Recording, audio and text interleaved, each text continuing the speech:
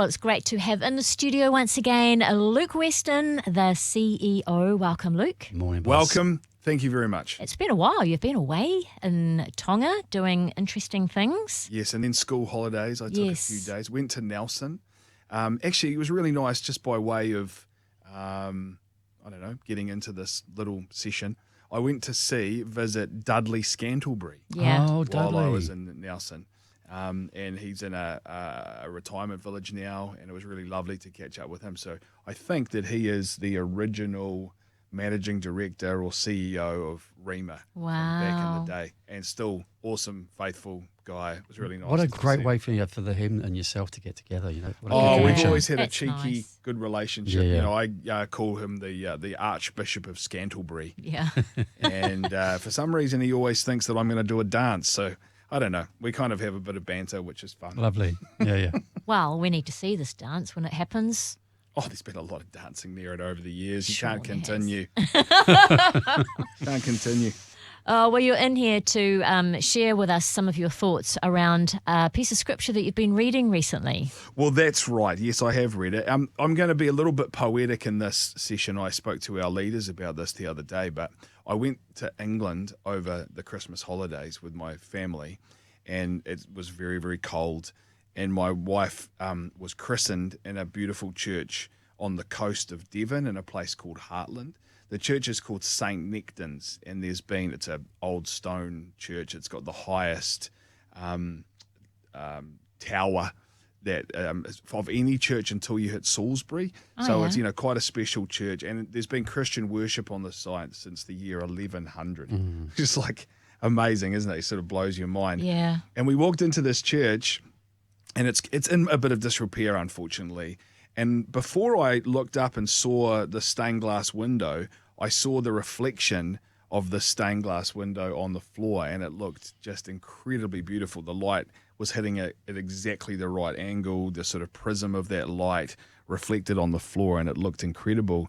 And then I looked up expecting to see this amazing stained glass window, and the stained glass window was actually broken and looked really rough. Okay. And I thought, man, that's incredible. And I actually said this to my wife in the church, and she sort of gave me the I'm not really thinking about that right now look, which sometimes happens.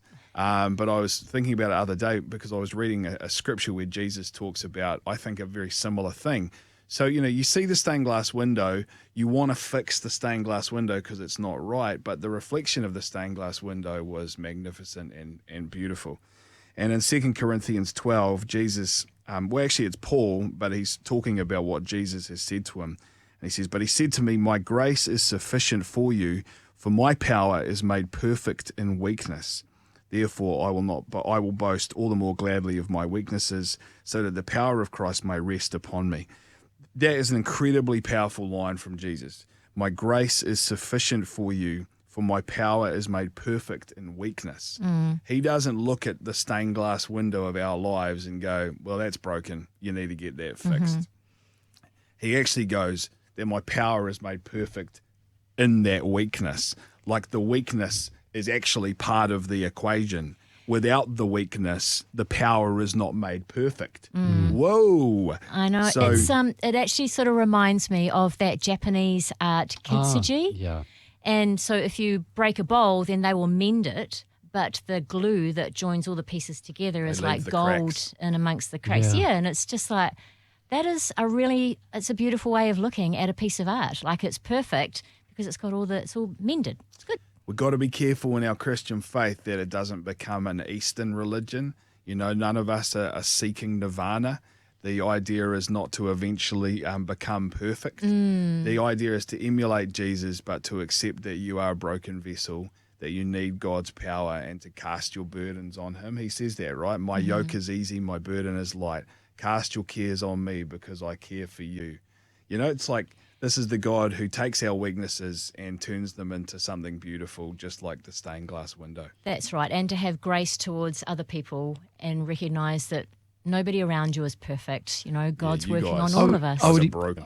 I would imagine that listening now, there's no one out there that hasn't had some trials and tribulations in their lives. So essentially what you're saying is kind of we don't want those to happen, but when they do happen, they're kind of vital. They form us, they grow us and develop us. Is that what the scripture is saying to you? Absolutely. Yeah, it really is important actually, because if you coast through life, nothing ever happens, then for one thing, you become quite judgmental and critical of other people. But yeah, the whole process softens you and you have more grace towards others. True. Yeah. And I think, you become critical of others, but you also become incredibly critical of yourself. And we're living in a society where 1 in 3 adults at some stage in New Zealand will struggle with their mental wellness or their mental health. It's like those numbers are astronomically bigger than they were in previous generations. So what's changed? It's like, well, we look at ourselves and we go, well, we're not perfect. We need to fix this, that, the other thing. Name the thing. It's like there's a massive list, right? Your teeth, your eyes, your body, your soul, your intelligence, do Sudoku, make sure your cholesterol's at the right level. All these things that we're all just, which is all great. It's fine, be healthy. I'm not saying don't be healthy. But the problem is you never arrive. You're never good enough.